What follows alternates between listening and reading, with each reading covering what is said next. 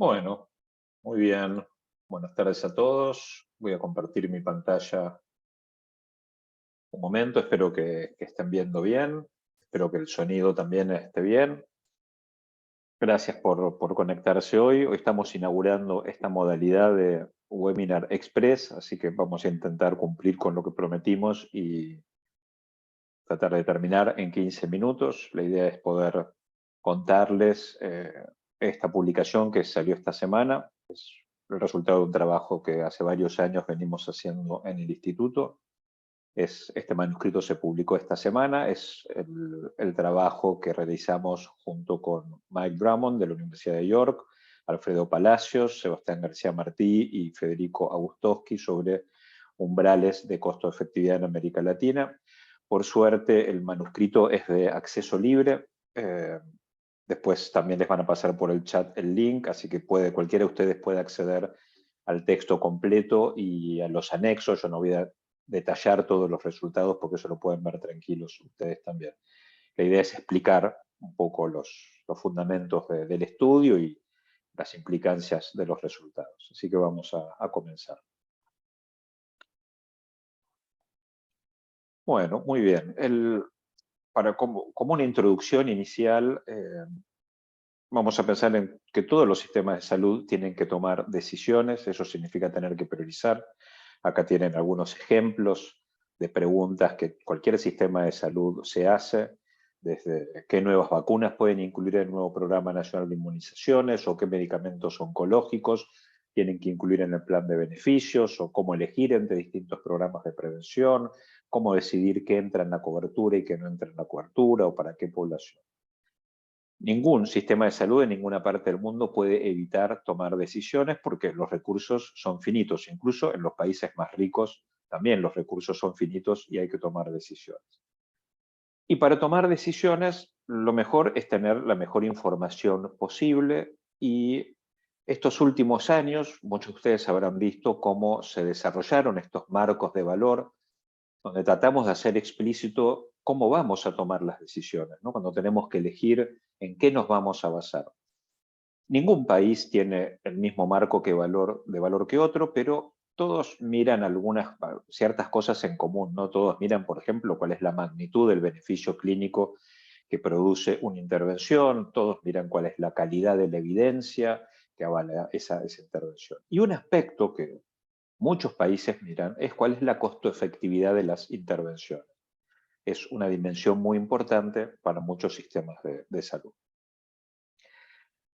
Ahora voy a hacer una breve explicación de cómo se interpreta también este criterio de costo-efectividad, pero la costo-efectividad, de forma muy general, lo que mide es la relación que existe entre el costo que tiene una intervención o los costos que implica para el sistema de salud incorporar esa intervención y los beneficios sanitarios que va a aportar a ese mismo sistema de salud. Los resultados de las evaluaciones económicas o de los estudios de costo-efectividad se pueden mostrar en este plano, que es el plano de costo-efectividad, donde podemos tener distintas situaciones. Las dos situaciones más obvias son las que se llama el cuadrante inferior derecho, es este que estoy mostrando acá, que significa que esa intervención es más efectiva y representa menos costos para el sistema de salud, es costo-ahorrativa. Acá la decisión es fácil, por eso está ese dedo para arriba, porque cualquier decisor va a querer incorporar esa intervención a su paquete de beneficios porque va a mejorar la salud de la población y le va a liberar recursos para otras intervenciones. Y otra decisión fácil es la contraria, ¿no? Cuando la evaluación económica muestra que esa intervención produce menos salud y es más costosa, y ahí también la decisión es fácil y es no incorporarla. Pero la mayor parte de las tecnologías nuevas, cuando se hace una evaluación económica, el resultado está en este cuadrante superior derecho, que quiere decir que esa intervención es más beneficiosa, pero también representa más costos para el sistema de salud. Y acá no podemos decir, como en los otros cuadrantes, que eso significa que hay que incorporarla o que hay que rechazarla.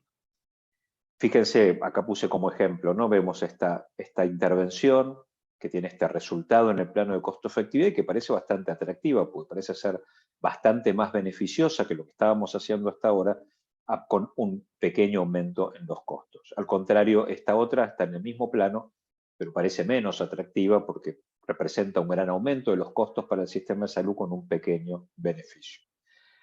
Así que en este plano, cuando las intervenciones dan un resultado en este cuadrante, para tomar una decisión, de alguna manera hace falta tener algún umbral, un límite de costo-efectividad que nos dé la pauta de que por debajo de ese umbral, esa intervención es costo-efectiva, tiene una buena relación entre lo que cuesta y lo que brinda, y por arriba de ese umbral, eso no es costo-efectivo.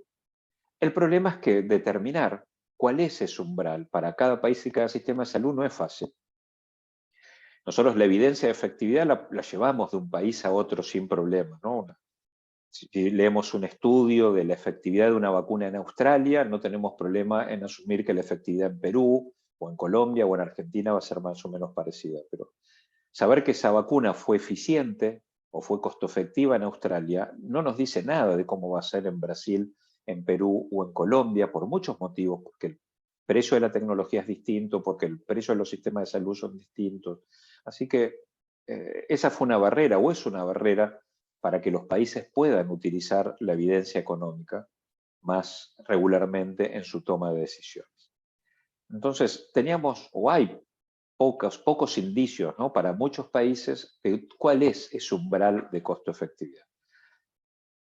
Hace muchos años, la Organización Mundial de la Salud había hecho una especie de recomendación o avalado una cierta recomendación diciendo que por debajo de un PBI per cápita una intervención era muy costo efectiva y por arriba de 3 PBI per cápita no era costo efectiva. Pero ya hace varios años que la misma Organización Mundial de la Salud recomendó en contra de esto, dijo, bueno, nosotros nunca lo dijimos exactamente así y además no estamos de acuerdo, realmente les recomendamos a los países que no se basen en esto para tomar decisiones. Pero eso, claro, dejó un poco nos dejó a todos un poco sin referencias, y eso coincidió con que algunos países, sobre todo en el Reino Unido, empezaron a hacer estudios muy detallados para entender cuál era el umbral de costo-efectividad, y también encontraron que el umbral estaba bastante por debajo de lo que se venía utilizando hasta ese momento, sobre todo los estudios que se hicieron en el Reino Unido.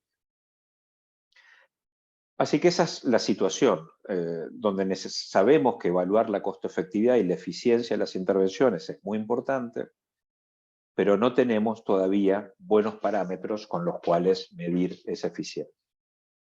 Eso fue una de las motivaciones para iniciar este trabajo, sobre todo porque estos estudios que determinaban los umbrales de costo-efectividad en los países, como el que mencioné para el Reino Unido, son estudios que requieren muchísima información y datos de muy buena calidad sobre el sistema de salud para entender qué beneficios clínicos se obtuvieron en cada área de medicina, con qué inversión, y son datos de una cantidad y una calidad que la mayor parte de los países no contamos, sobre todo los países de bajos y medianos ingresos. Así que ahí se da la paradoja de que los países que más necesitamos evaluar la eficiencia de las intervenciones somos los que tenemos menos parámetros o elementos con los cuales repartir los recursos de una manera mejor.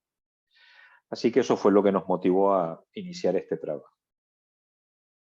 Y uno de los fundamentos o de las partes más importantes de nuestro trabajo se basa en haber estudiado la evolución de la expectativa de vida y el gasto en salud en los países. Fíjense, aquí lo que están viendo es una curva, la típica curva de evolución de la expectativa de vida y del gasto en salud en un país. Acá pueden ver este eje horizontal mide la expectativa de vida en años, el eje vertical mide el gasto en salud, y todos los países, medianamente, a medida que van pasando los años, van aumentando su expectativa de vida, pero también van aumentando su gasto en salud. Por ejemplo, este país que vemos acá, en el año 2007, tenía una expectativa de vida de 73 años, está puesto un poco con números redondos para que sea también más didáctico, ¿no? En el 2011 había llegado a una expectativa de vida de 74 años, en el 2015 a 75 y en el 2020 a 76 años.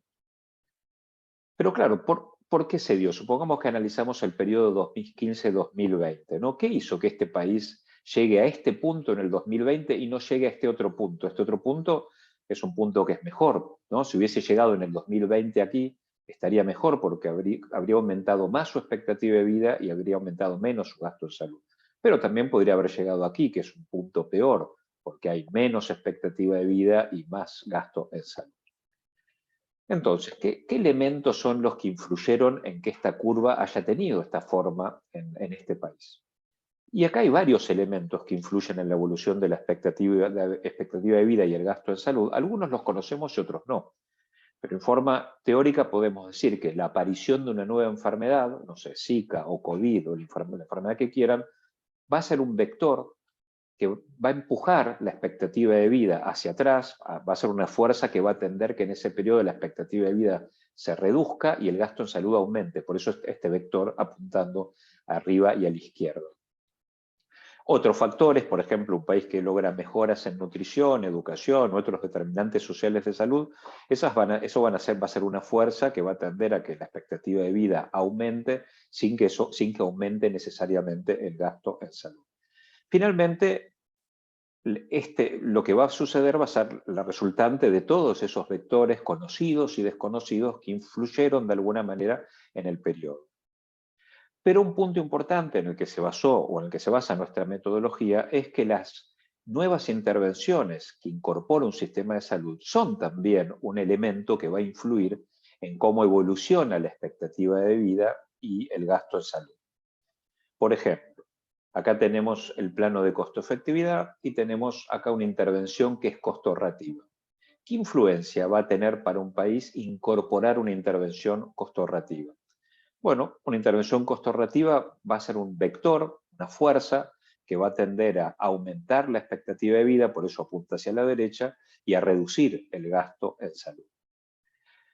A su vez, también intervenciones que están en el cuadrante superior derecho también van a tener una influencia. Por ejemplo, esta intervención de acá va a ser un vector que va a tender a que la expectativa de la población aumente, porque está en el cuadrante superior derecho, quiere decir que es más efectiva, pero también va a ser una fuerza que va a tender a que el gasto en salud aumente porque es más costosa que lo que se estaba haciendo hasta ahora.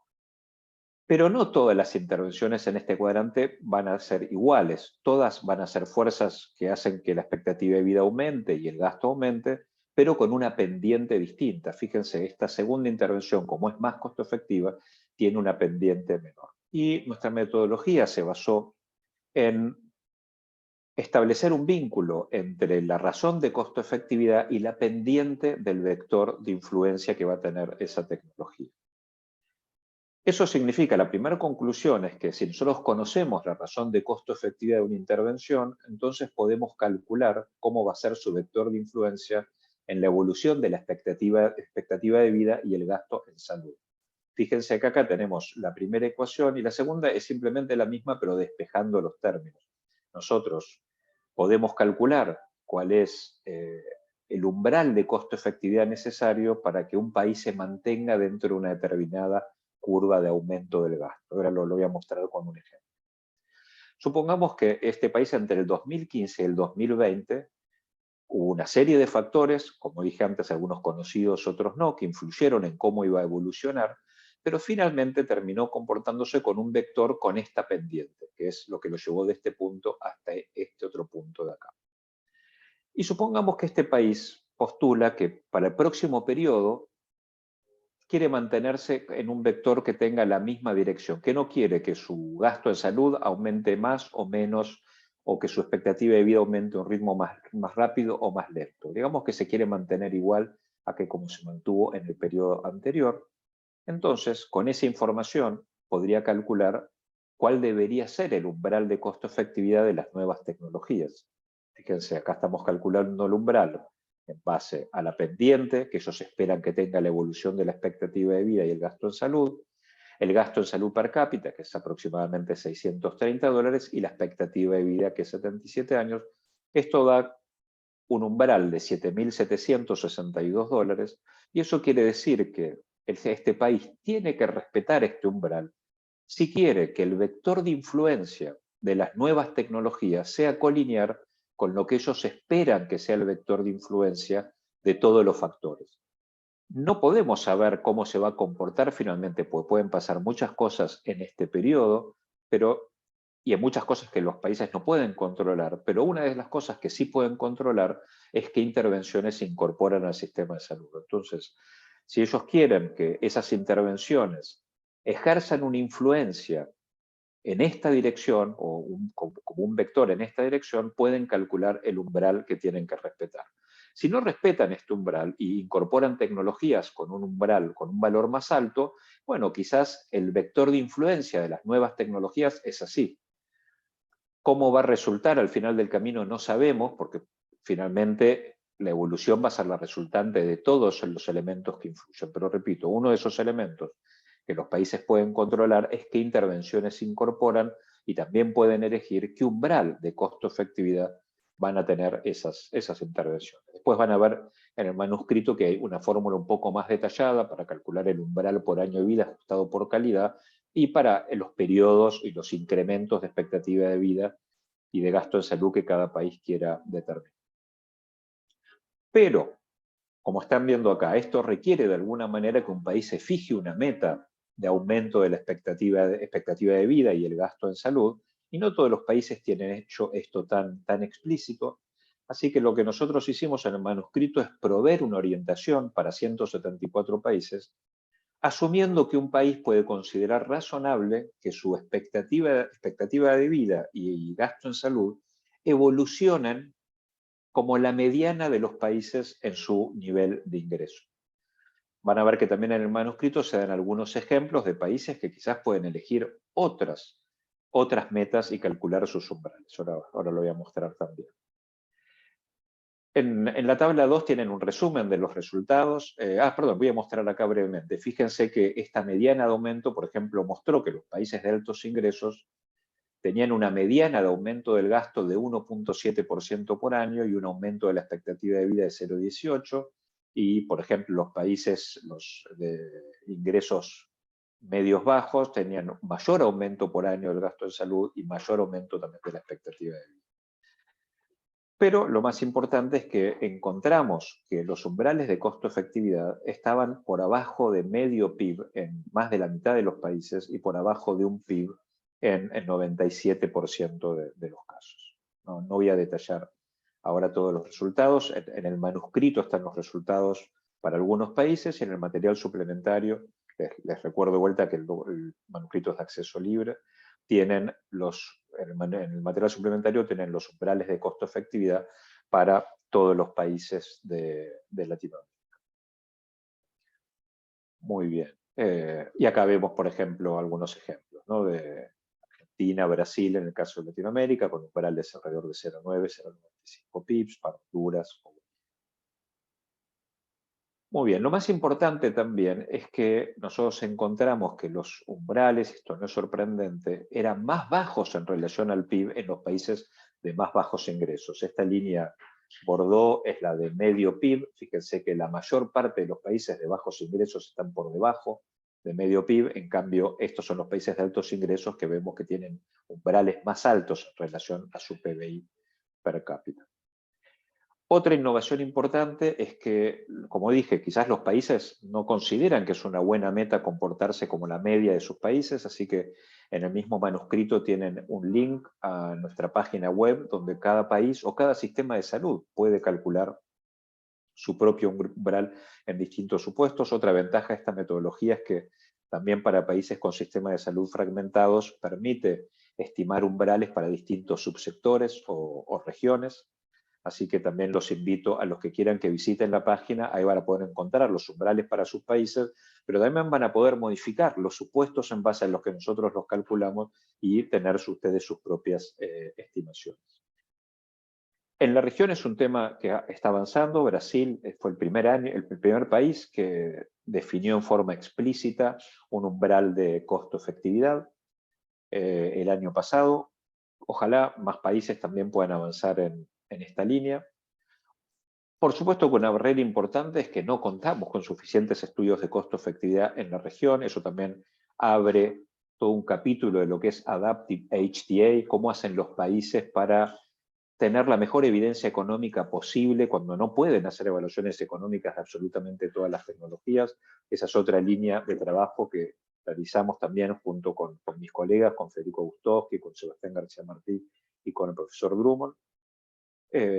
Y Ya, perdón que me estoy pasando un poco los 15 minutos que prometimos, pero les dejo acá los links al manuscrito y al material suplementario.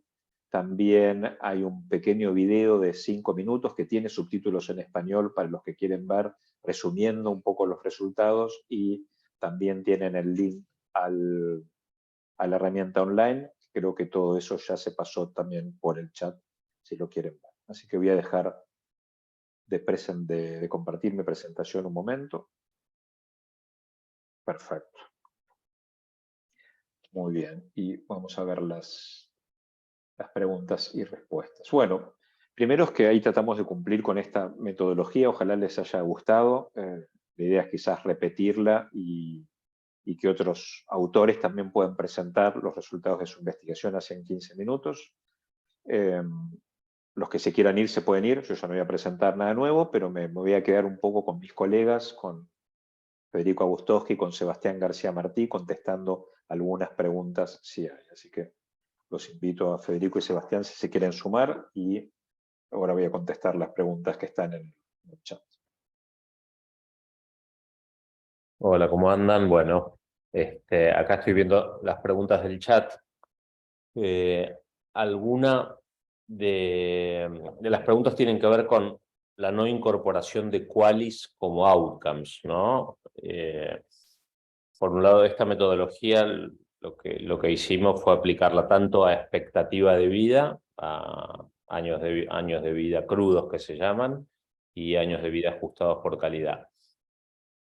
Se podría aplicar a otras métricas, pero el tema es que también tendría que haber fuentes disponibles y datos adecuados a nivel mundial o a nivel del país de esas métricas y de la evolución de esas métricas a lo largo del tiempo, ¿no? Entonces, esta metodología, lo bueno que tiene es que se basa en datos ampliamente disponibles a nivel mundial y que todos los años se van publicando datos de referencia de bastante buena calidad y curados al respecto, ¿no? Entonces, si quisiéramos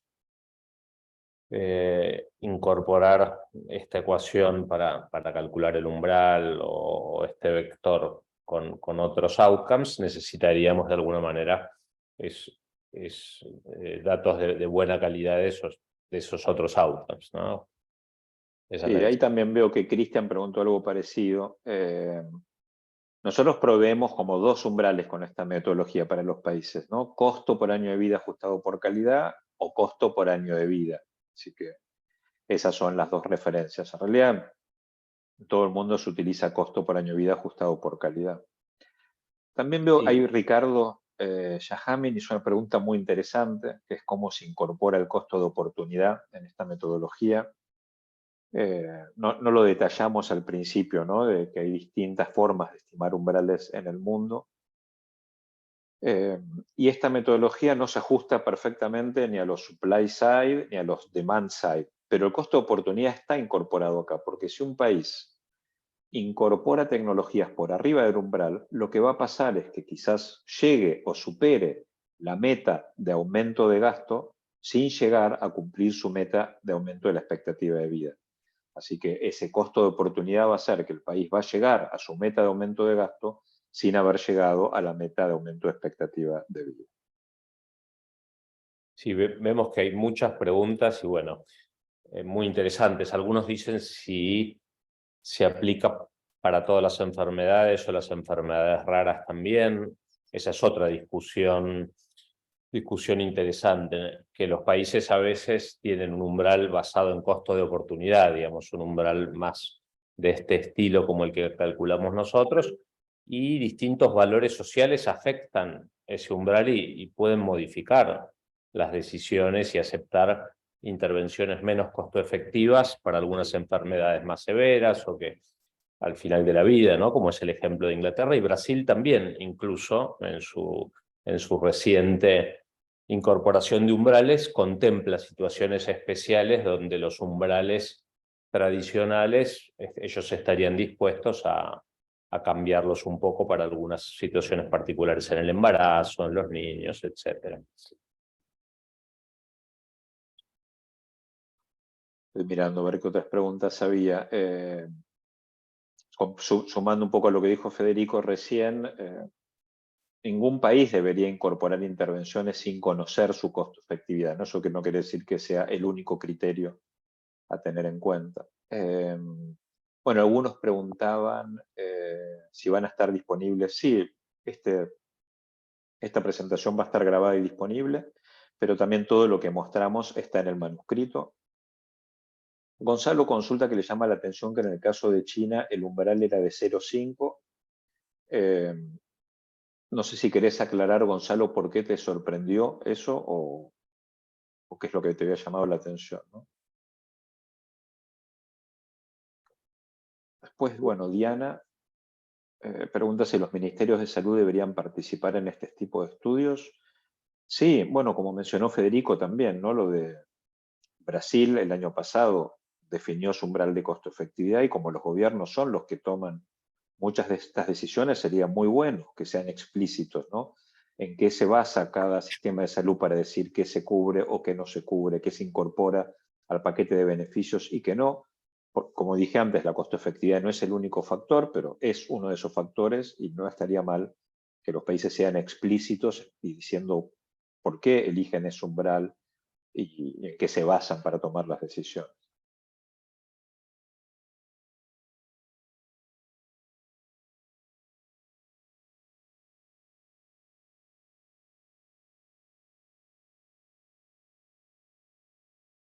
Hay algunas preguntas acerca de si influyen en las políticas de salud de los países y nuestra intención es que sí, y algunos influyen, y no es solo un estudio en particular, ¿no? Es la construcción de conocimiento al respecto. Todo este trabajo de umbrales y la estimación más empírica de umbrales basados en la producción del sistema de salud y el costo de oportunidad ya tiene un poco más de 10, 15 años de trabajo, ¿no?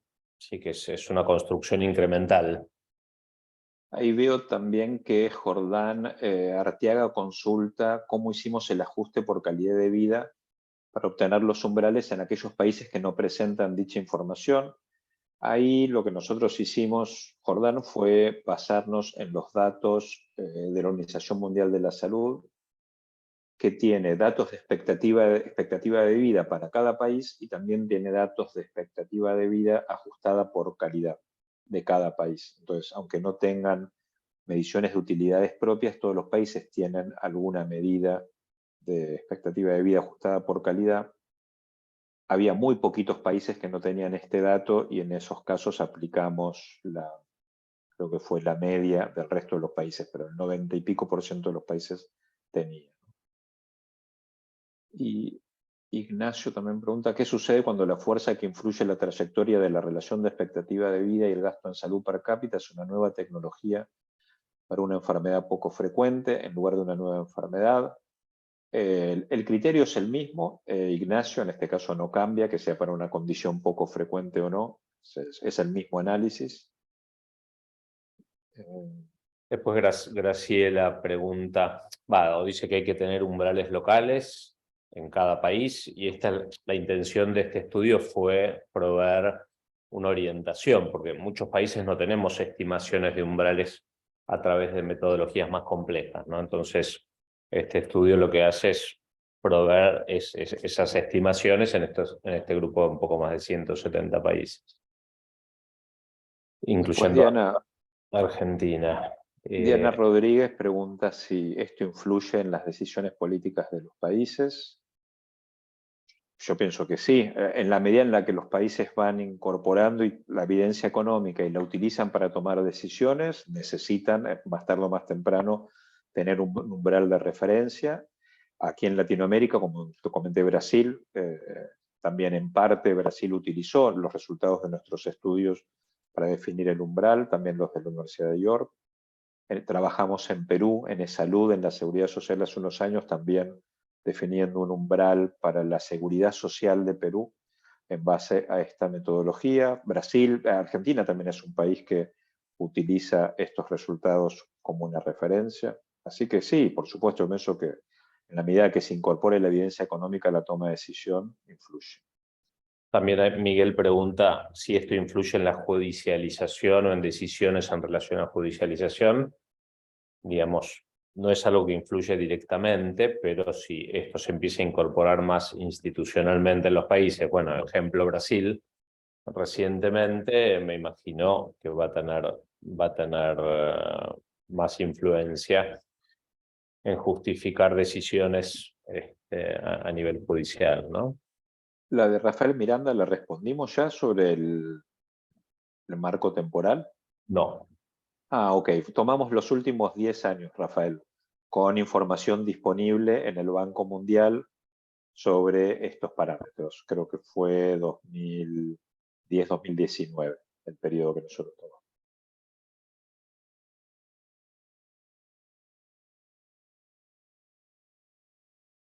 Los valores que nosotros mostramos están en dólares americanos. Eso, Graciela, hola Graciela, nos consultas. Por una cuestión de practicidad está todo expresado en dólares americanos. Después, en el caso de Inglaterra, los trabajos liderados por Claxton y el equipo de York, los resultados son bastante concordantes, ¿no? Son la iniciativa que había llevado a cabo IDSI, también hicieron una estimación usando una metodología distinta y los resultados no son muy diferentes a esos estudios. No sé si vos, Andrés, tenés más precisión al respecto. Perdona, Fede, estaba leyendo las preguntas ahí, ¿no? No, ¿cómo se comparan nuestros resultados con los del grupo de York? Ah, el grupo York tiene distintas aproximaciones, ¿no? No son todos ellos también tienen variación en los resultados, pero son bastante similares. También ahí en el manuscrito pueden encontrar algunas comparaciones. Hay variaciones de más o menos 20%, pero no mucho más en la mayor parte de los casos. Es bastante, a pesar de que es una metodología totalmente distinta, hay bastante coincidencia. Quizás en algunos casos nosotros tenemos, sobre todo en países de medianos y altos ingresos, umbrales un poco más altos que ellos, pero no mucho.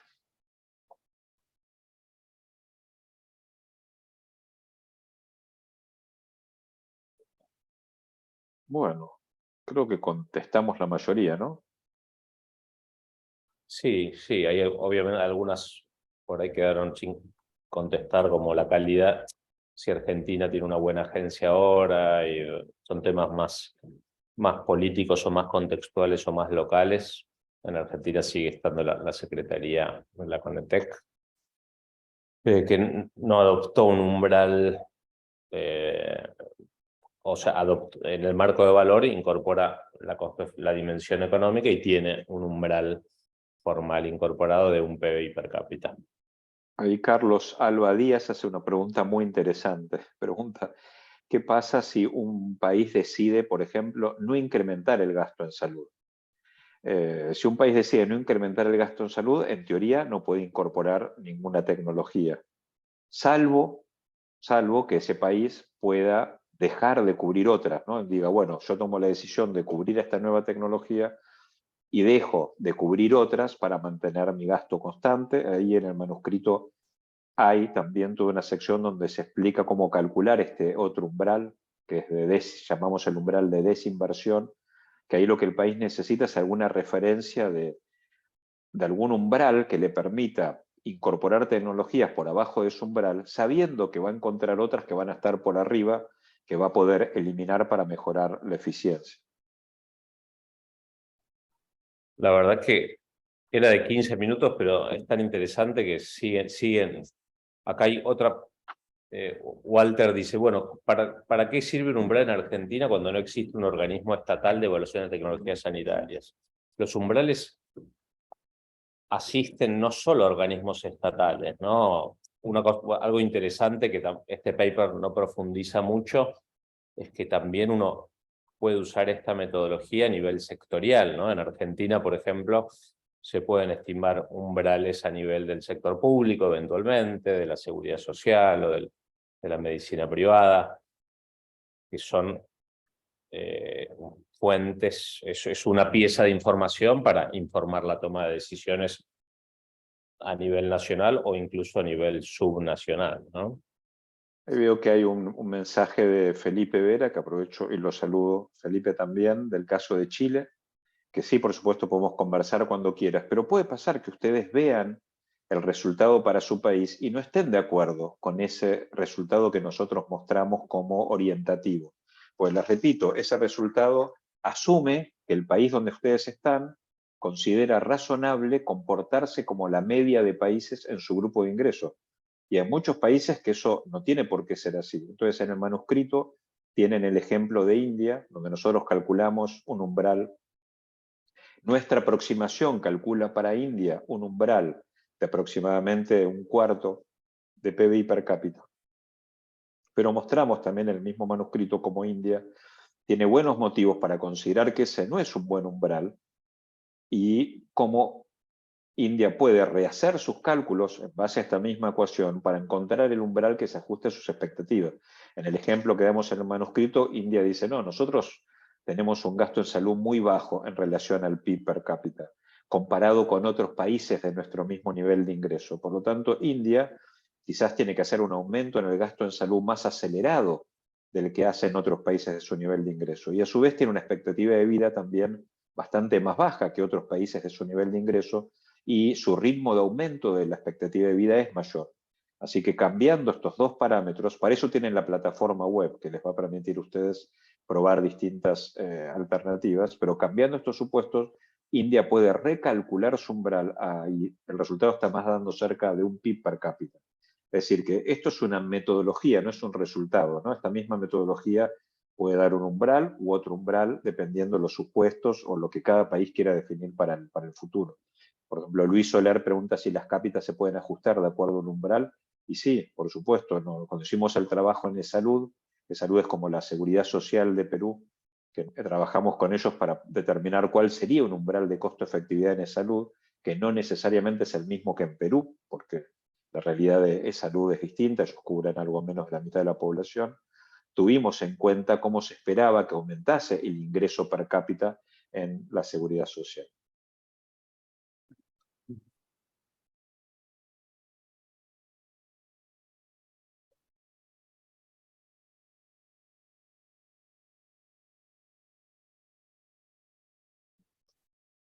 O sea, vamos a tener que hacer una segunda sección, dado que sigue habiendo interés y preguntas y demás.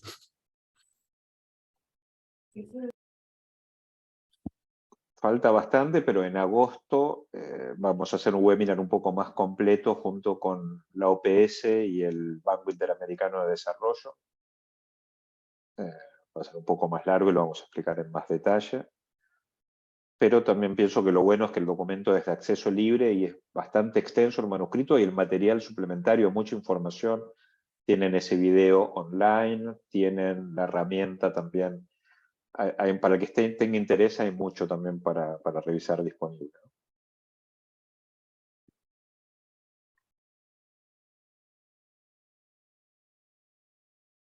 Bueno, ¿nos quedó alguna pregunta, Sebas, por responder?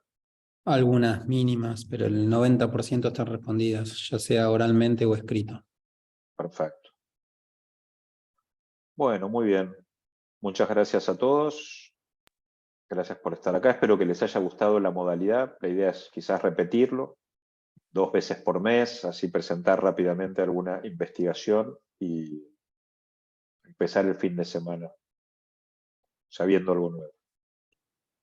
Buenas tardes a todos y a todas. Cualquier comentario que quieran dejar en el casillero de preguntas es bienvenido. Muchísimas gracias. Exacto. Y nos pueden contactar a IEX también si necesitan saber algo más o si quieren algo específico de sus países. Encantados que nos contacten. Esperen que yo voy a mostrar un minuto. Bueno, nuestros datos de contacto tienen mi mail.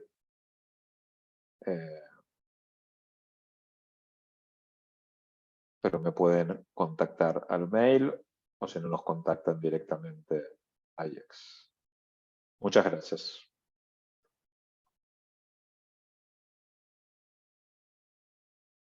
Hasta luego, espero que anden bien.